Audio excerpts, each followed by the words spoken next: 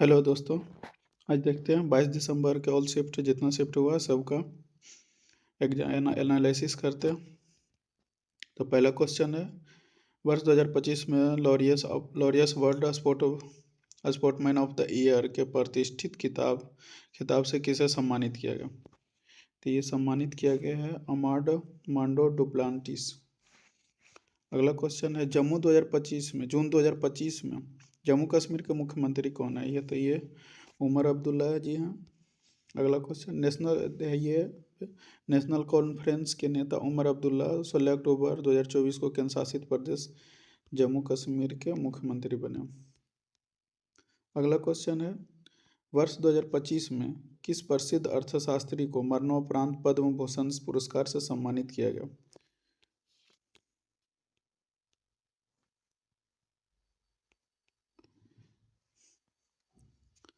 अगला क्वेश्चन है, वर्ष 2025 में किस प्रसिद्ध अर्थशास्त्री को मरणोपरांत पद्म पुरस्कार से सम्मानित किया गया। तो ये है विवेक देबरॉय जी हैं। कौन है विवेक देबरॉय जी का देखते हैं। विवेक देबरॉय का निधन 1 नवंबर 2024 को हुआ। अर्थशास्त्र में शिक्षा क्षेत्र में योगदान हेतु उन्हें मरणोपरांत पद्म भूषण से सम्मानित किया गया। किन्हें, तो विवेक देबरॉय जी को।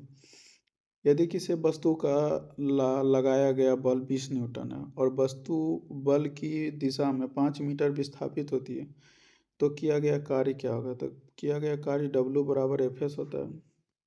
W बराबर Fs, तो इसको पुट कर दीजिएगा तो हो जाएगा कितना, 100 जूल। कितना हो जाएगा, 100 जूल। अगला क्वेश्चन है, यदि किसी वस्तु स्थिर अवस्था में से शुरू होकर 25 सेकेंड में 5 मीटर की अंतिम वेग प्राप्त करता है तो उसका त्वरण क्या होगा। तो देखिए, त्वरण बराबर एक्सेलरेशन बराबर होता है v माइनस u बटे t। अंतिम वेग कितना दिया हुआ है, तो 5 मीटर। और उसके बाद स्थिर अवस्था में है तो प्रारंभिक वेग 0 होगा। और कितना सेकंड लगता है, तो 25 सेकंड। तो ये हो जाएगा 5/25। अब डिवाइड कीजिएगा तो 0.2 मीटर प्रति सेकंड आ जाएगा।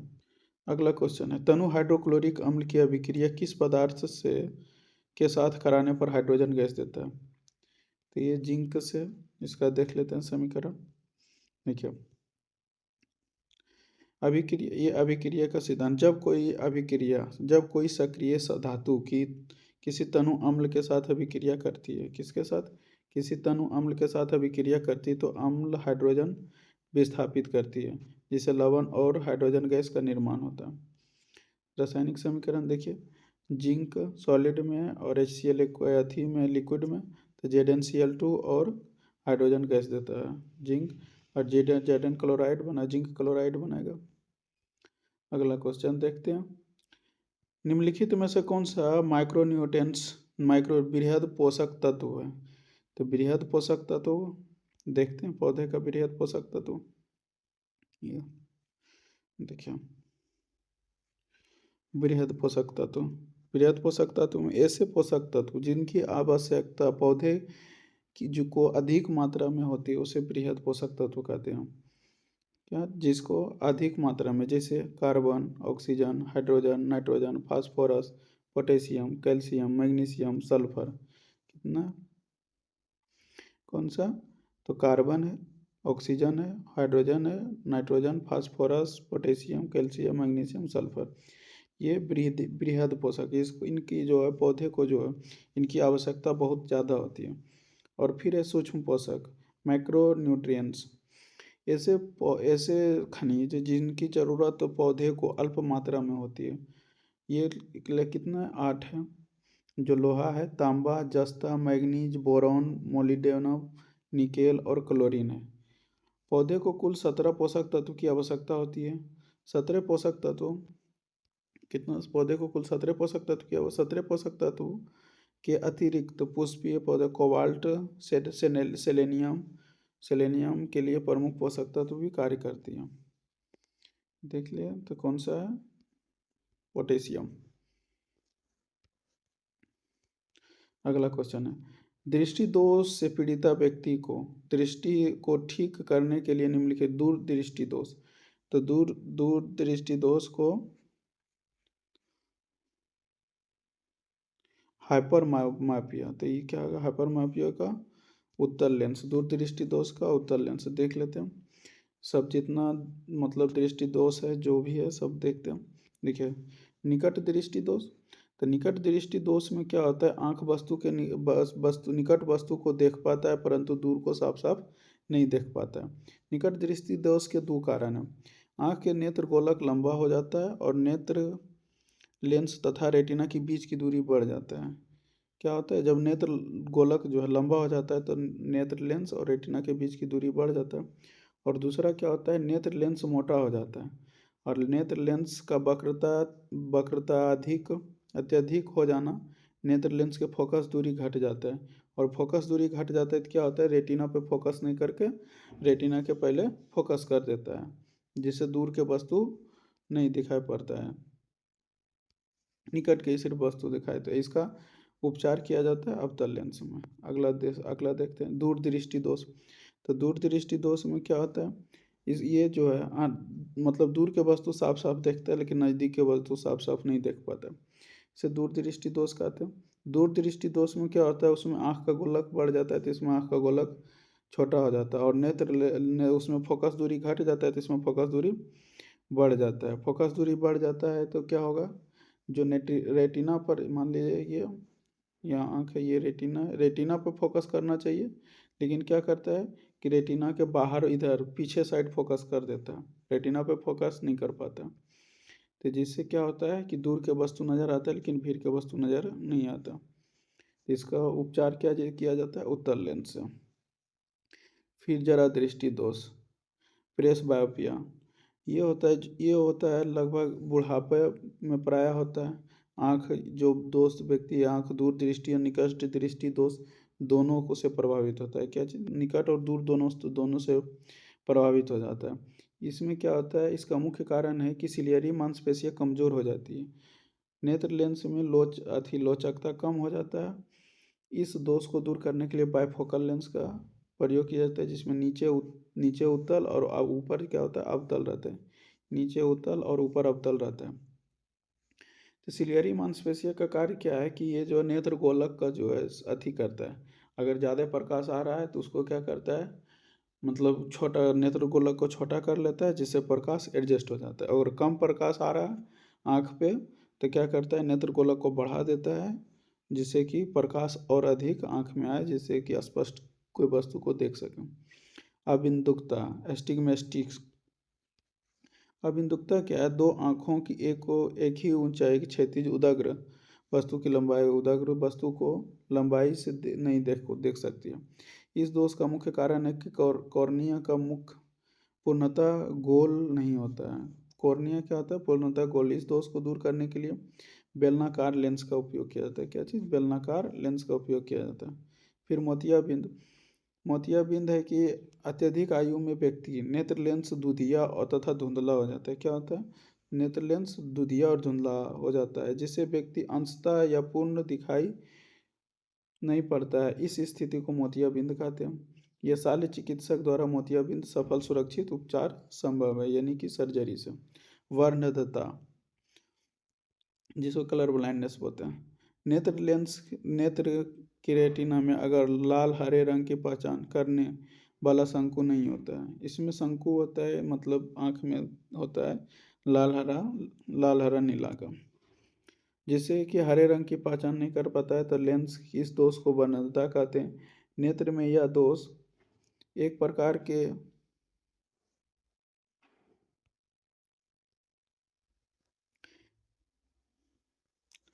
नेत्र में यह दोष एक प्रकार से जीन आधारित होता है जिसका उपचार संभव नहीं है। इस रोग का कारक रोगथी डाल्टोनिज्म भी कहा जाता है। आगे देखते हैं। भारत में सतत विकास लक्ष्य एसडीजी इंडिया इंडेक्स और रिपोर्ट के द्वारा जारी किया जाता है। किसके द्वारा जारी किया जाता है, तो ये नीति आयोग के द्वारा जारी किया जाता है। भारत में सामाजिक सुरक्षा और संहिता को काबू करने के लिए प्रभावी रूप से लागू किया जाता है। कब से लागू किया गया? 21 अप्रैल 2025। कब से? 21 नवंबर 2025, सॉरी। एमएसएमई क्षेत्र मुख्य रूप से किस सतत विकास लक्ष्य के प्राप्त करने में सहायक है? तो SDG 8 सम्मानजनक कार्य और आर्थिक विकास। क्या चीज़? सम्मानजनक कार्य और आर्थिक विकास। अगला क्वेश्चन देखते हैं। यदि एक चालक तार को खींचकर लंबाई दुगनी कर दी जाए तो उसका नया प्रतिरोध प्रारंभिक प्रतिरोध की तुलना में कितना होगा? चालक की लंबाई दुगनी कर दी जाए तो देखते हैं। एक चालक की लंबाई तो यानी कि प्रतिरोध बराबर क्या होता है? रो L/A।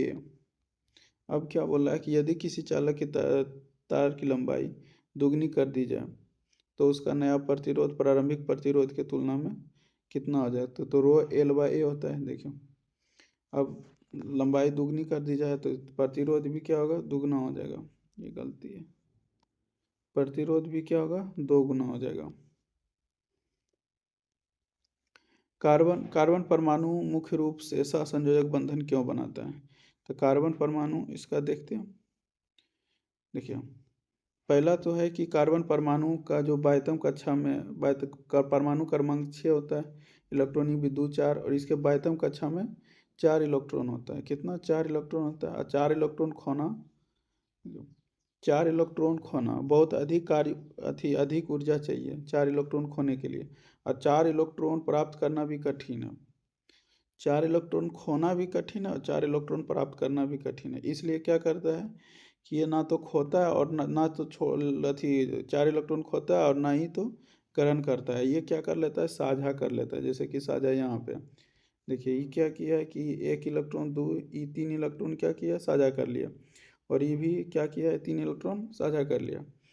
इस कार्बन को अगर ज़रूरत पड़ेगा तो ये अपना ये 6 इलेक्ट्रॉन को यूज करके ये अपना काम कर लेगा। अब फिर जब इसको ज़रूरत पड़ेगा इस कार्बन को तो ये 6 इलेक्ट्रॉन करके अपना काम कर लेगा। जैसे कोई 2 व्यक्ति अलग अलग सामान खरीदा है और दोनों को ज़रूरत है दोनों वस्तु का, तो क्या करेगा कि अगर इसको काम लगेगा तो उसका सामान ला के अपना काम कर लेगा, और जब उसको ज़रूरत पड़ेगा तो क्या करेगा? इसका सामान लेके वो अपना काम कर लेगा। यानी कि दोनों आपस में क्या करता है? साझा करता है, यानी कि आदान प्रदान कर लेता है, जिससे दोनों का काम हो जाता है। आयनिक बंधन बनाना ऊर्जा की दृष्टि से अनुकूल नहीं है, क्योंकि ये 4 अत्यधिक अस्थिर और अस्थिर है। इसलिए सहसंयोजक बनाना जो है अधिक स्थिर होता है। ये छोटा कार्बन परमाणु का जो आकार भी छोटा होता है, जिससे दूसरे परमाणु के साथ इलेक्ट्रॉन साझा करना आसान हो जाता है और बंधन मजबूत बनता है। चौथा है कि सहसंयोजक बनाने में कार्बन ऑक्टेट पूरा कर लेता है, ऑक्टेट, और परमाणु जो है अधिक स्थिर हो जाता है। क्या होता है? परमाणु अधिक स्थिर हो जाता है। इसका मुख्य कारण क्या हो गया? करता है क्योंकि 4 इलेक्ट्रॉन खोना या पाना ऊर्जात्मक दृष्टि से कठिन है, इसलिए क्या क्या करता है? साझा, डायरेक्ट साझा कर लेता है। चलिए आगे देखते हैं। अगला क्वेश्चन है कि निम्नलिखित में से कौन सा ऊतक मृत कोशिका से बना होता है और पौधे में संरचनात्मक कठोरता और मजबूती प्रदान करता है? तो ये कौन सा है? स्क्लेरेनकाइमा। ये पहले भी पूछा गया है पिछले शिफ्ट में, मतलब पीछे जो एग्जाम हुआ उसमें, और इसका हम डिस्कशन भी करवाए थे। वीडियो देख सकते हैं, फिर करवाए थे, डिस्कशन किए थे उसका, उसमें वीडियो हम इसका जो है डिस्क्रिप्शन डाले थे, मतलब डिटेल्स पूरा फैक्ट। तो स्क्लेरेनकाइमा ऊतक की कोशिकाएं मृत होती है और इसमें जीवदर्भ नहीं पाया जाता।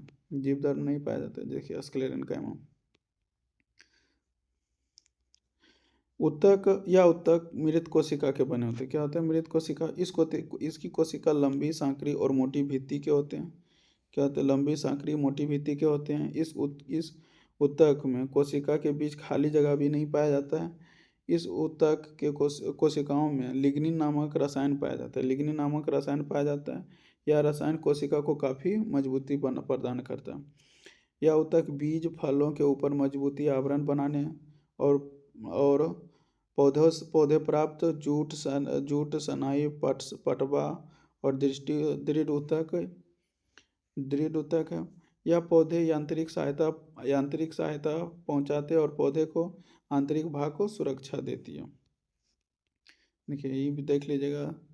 पेरेनकाइमा ऊतक जीवित कोशिका है। पेरेनकाइमा क्या है? जीवित कोशिका है।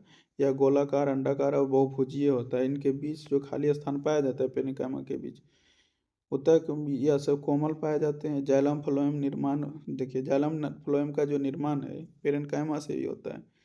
यह इस उस ऊतक का प्रधान भोज्य पदार्थों को जमा करना। भोज्य पदार्थ कहाँ जमा होता है? तो पेरेनकाइमा में।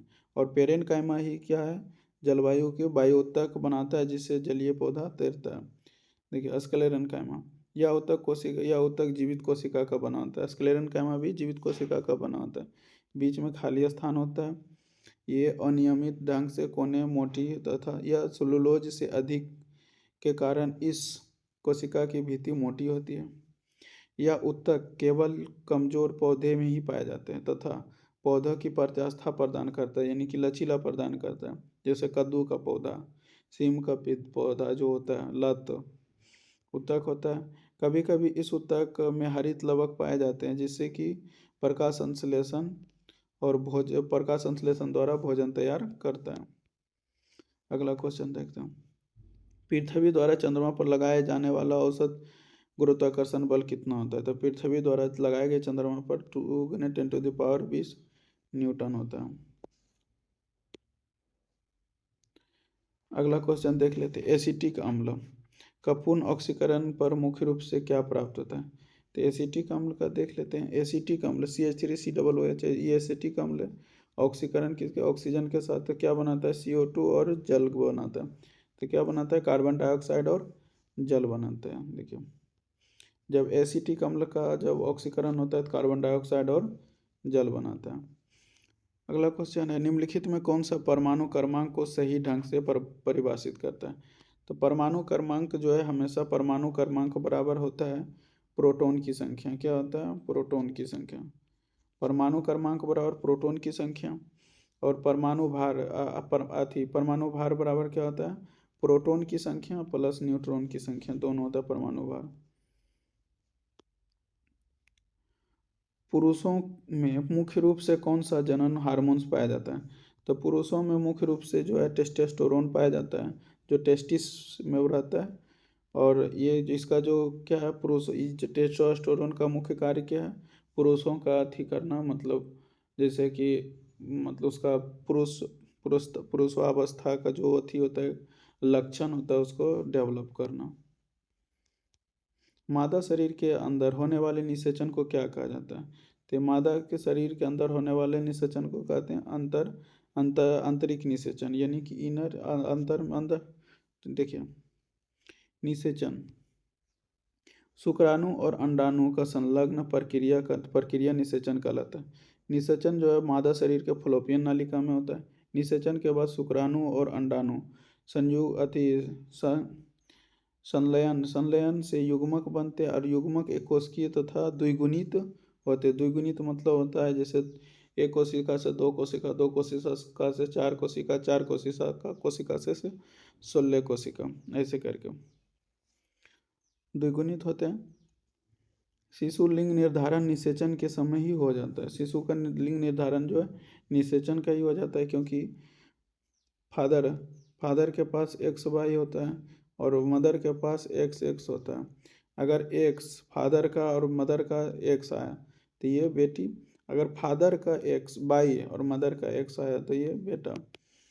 इसलिए लिंग निर्धारण जो है फादर के गुणसूत्र पर काम करता है, ना कि मदर के गुणसूत्र पर।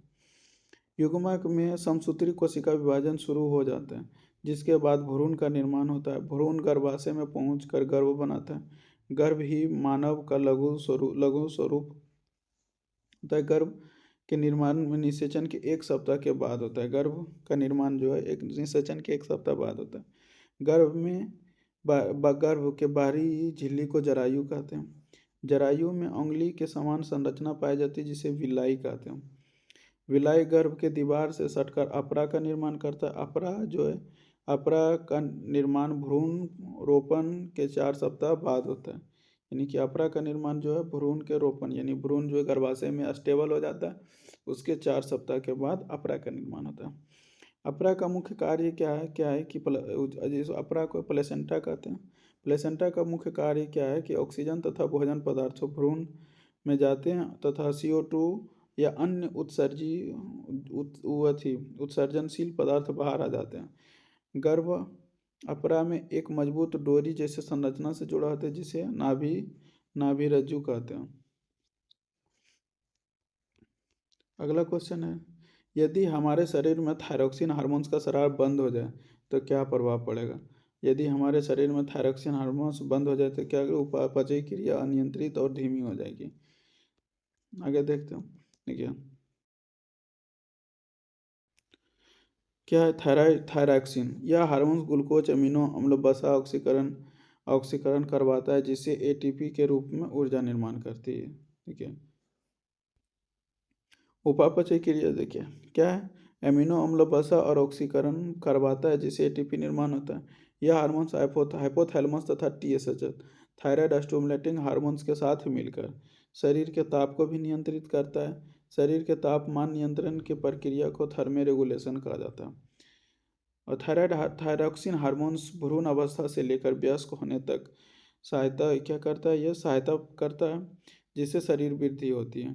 थायरॉक्सिन की कमी से बच्चों में क्रेटिचिन रोग तथा बड़ों में हार्मोन्स की मात्रा अचानक बढ़ जाती है जिससे ग्रेव की बीमारी हो जाती है। ग्रेव बीमारी में 1 या 2 आंखें बड़ी बड़ी और बाहर निकल जाती है, उसे ग्रेव बीमारी कहते हैं। देख लिया, सबको अथी करते हैं, सजेस्ट करते हैं कि एक बार जो है ये मतलब एनालिसिस वीडियो ज़रूर देखे जाइए क्योंकि रिपीटेड क्वेश्चन बहुत आता है। ये भी अभी रिपोर्टेड क्वेश्चन था। खेलो इंडिया यूथ गेम 2025 का आयोजन किस राज्य में किया गया, तो ये बिहार में। अगला क्वेश्चन है, खेलो इंडिया शीतकालीन गेम्स का दूसरा चरण कहाँ आयोजित किया जाएगा, तो ये गुलमर्ग जम्मू कश्मीर में किया जाएगा। वन नेशन वन इलेक्शन का उच्च स्तरीय गठन का अध्यक्ष कौन है, तो रामनाथ कोविंद, पूर्व राष्ट्रपति। जून 2025 में जारी वैश्विक ऊर्जा संक्रमण सूचकांक 2025 में भारत का रैंकिंग, तो ये भारत का रैंकिंग 71 है। इसका 71 का भी इंडेक्स का भी वीडियो बना है कि किसका कब मतलब कौन सा थी, भारत का क्या है उसका थी, मतलब थीम भी क्या है अथी मतलब मोटो सब डाले हम, देखिए एक बार जाके। और ये सबसे इम्पोर्टेंट चीज़ अभी ये फिजिक्स का फार्मूला का एक वीडियो है, ज़रूर जाके उसको देखिए क्योंकि उससे बाहर जाके देखिएगा तो पता चलेगा कि आज अभी तक जितना एनालिसिस हुआ उससे एक भी बार फार्मूला नहीं आया, और फार्मूला याद रहेगा तभी न्यूमेरिकल बनेगा। जिंक ऑक्साइड जेड का आणविक द्रव्यमान क्या होता है, तो जेड का आणविक द्रव्यमान होता है 81.38, जिंक का होता है 65.38 और ऑक्सीजन का क्या होता है 16। तो 16 ऐड कर दीजिए कितना होगा, 4×5=11, 8×1=9, 6×1=7 8, 8.38।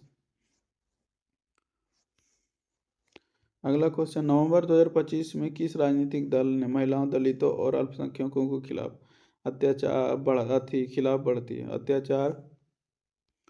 अत्याचार बढ़ती घटनाओं को विरोध और राष्ट्रव्यापी आंदोलन शुरू किया। तो ये भारतीय कम्युनिस्ट पार्टी है, CPI, भारतीय कम्युनिस्ट पार्टी।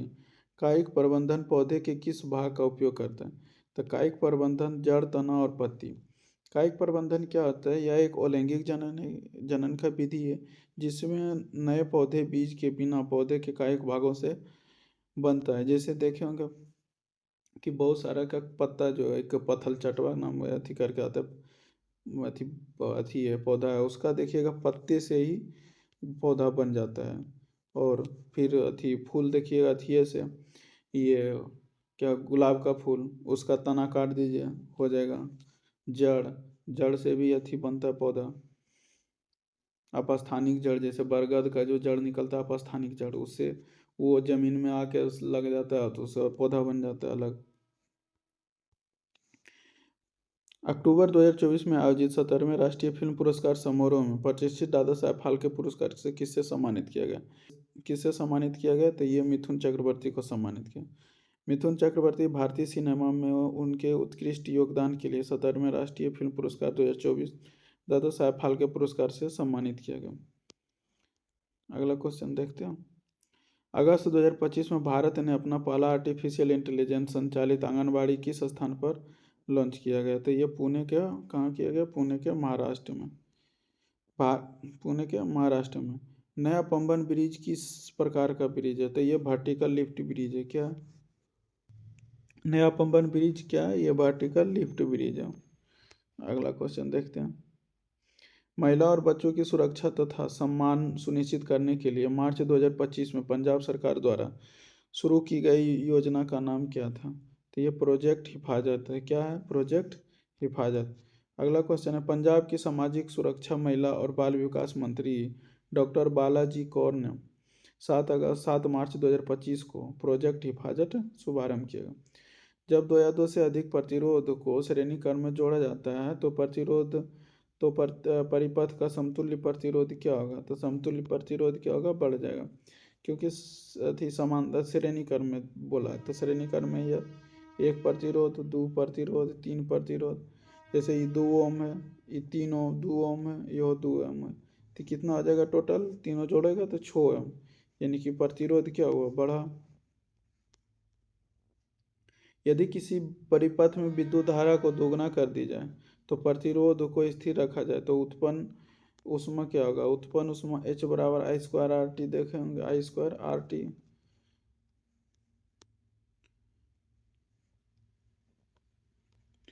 यदि किसी अवतल दर्पण में प्रतिबिंब का आकार वस्तु के आकार के बराबर है तो आवर्धन का मान क्या होगा?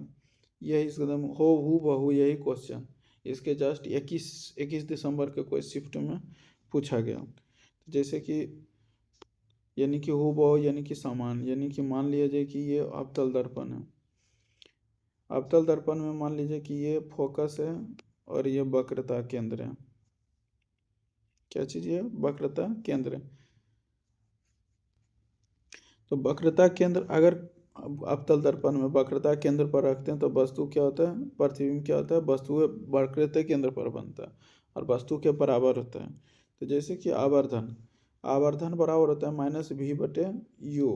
और आवर्धन अगर मान लिया जाए, आवर्धन अगर 1 लीजिएगा तो ये माइनस रह जाएगा, अगर -1 लीजिएगा तो ये माइनस माइनस खत्म, यानी कि 1/1 हो जाएगा। तो यानी कि दोनों v और u बराबर था। और v और u बराबर कब होगा?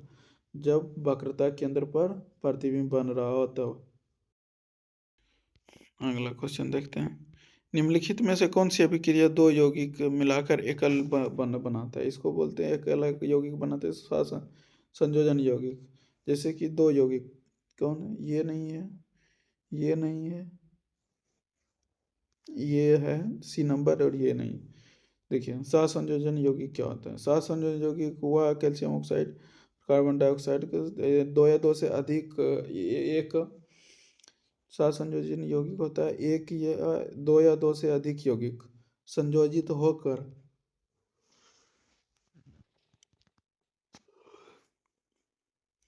संयो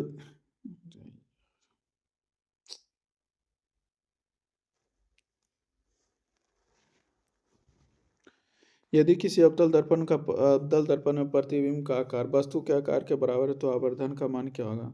तो आवर्धन का मान क्या होगा? -1। जैसे कि आवर्धन बराबर होता है -v/u, यानी कि -v/u। और आवर्धन अगर अगर +1 लेते हैं तो क्या होगा? -v/u होगा? कभी नहीं होगा। अगर -1 लेते हैं तो ये पल खत्म हो जाएगा, तो v/u। और v/u इक्वल टू 1 कब आएगा? जब दोनों प्रतिबिंब और वस्तु बराबर होगा। निम्नलिखित में से कौन सा अभिक्रिया दो यौगिक को मिलकर एकल यौगिक बनाते हैं? तो दो यौगिक मिलकर एकल यौगिक कौन बनाते हैं? तो कैल्शियम कली चूना और कैल्शियम का थी कैल्शियम।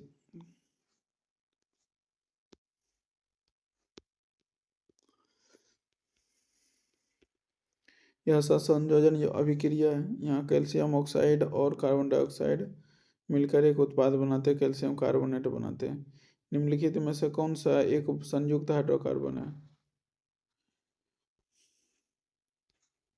तो ये संयुक्त देखते हैं। संतृप्त हाइड्रोकार्बन निम्नलिखित में से कौन सा है एक संतृप्त हाइड्रोकार्बन? तो संतृप्त हाइड्रोकार्बन देखिए संतृप्त हाइड्रोकार्बन वो हाइड्रोकार्बन है जिसके कार्बन साथ संयोजन बंधन एकल बंधन को संतुष्ट कर रहा संभवतः हाइड्रोजन संतुलित हाइड्रोकार्बन कहलाता है। संतुलित हाइड्रोकार्बन को एल्केन या पैराफिन भी कहा जाता है। संतृप्त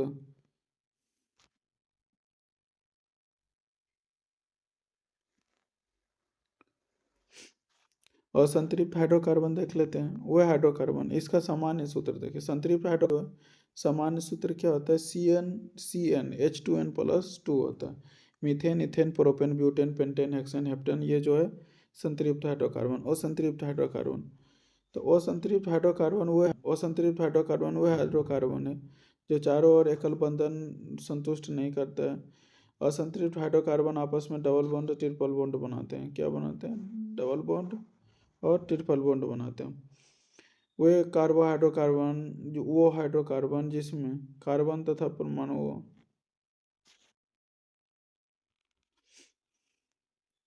और संतृप्त हाइड्रोकार्बन आपस में डबल बॉन्ड और ट्रिपल बॉन्ड द्वारा जुड़े रहते हैं। एल्केन एल्केन का CnH2n होता है। एल्केन का क्या होता है? CnH2n होता है। और अल्काइन का क्या होता है? CnH2n-2 होता है।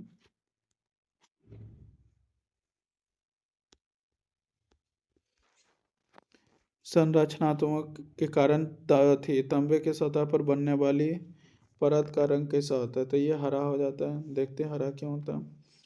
तांबा हवा में ऑक्सीजन तथा कार्बन डाइऑक्साइड और नमी के साथ अभिक्रिया करके बेसिक कार्बन कॉपर कार्बोनेट बनाता है। यदि यही यौगिक जो है तांबे के सतह पर हरे रंग का परत के रूप में दिखाई देता है। जैसे कि देखिए ये संरक्षण रासायनिक अभिक्रिया कॉपर प्लस ऑक्सीजन प्लस जल प्लस CO2 ये क्या बनाता है? CuCO3 और कार्बन CuOH के होल्टॉइस। इसीलिए अभिक्रिया में बेसिक कॉपर कार्बोनेट बनाता है जो तांबे के सतह पर हरे रंग की परत चढ़ाता है। एकल आवृत्ति की ध्वनि और कई आवृत्ति के मिश्रण को क्रमशः क्या कहा जाता है? तो ये कहा जाता है एकल आवृत्ति की ध्वनि शुद्ध स्वर कहा जाता है और कई आवृत्ति को जटिल ध्वनि कहा जाता है। फीफा विश्व कप के मेजबान देशों के अलावा सीधे क्वालिफाई करने वाली टीम कौन थी? तो ये था जापान। कौन सा? जापान। निम्नलिखित में कौन सा एक यौगिक है? तो यौगिक क्या है? यौगिक जो है NaCl है। यौगिक क्या है? NaCl।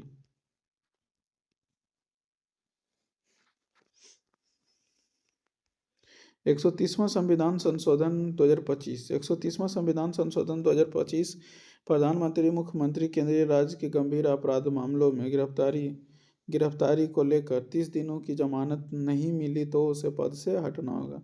वही था 130वां संविधान संशोधन। तो 25-26 में केंद्रीय बजट पर पर्यावरण वन एवं जलवायु परिवर्तन मंत्रालय की कुल कितनी राशि आवंटित की गई? तो तीन हजार 412 करोड़। अगला क्वेश्चन अवैध 2025 में भारत में विधि आयोग के अध्यक्ष के रूप में किसे नियुक्त किया गया? तो ये न्यायमूर्ति दिनेश महेश्वरी। किसे? दिनेश महेश्वरी।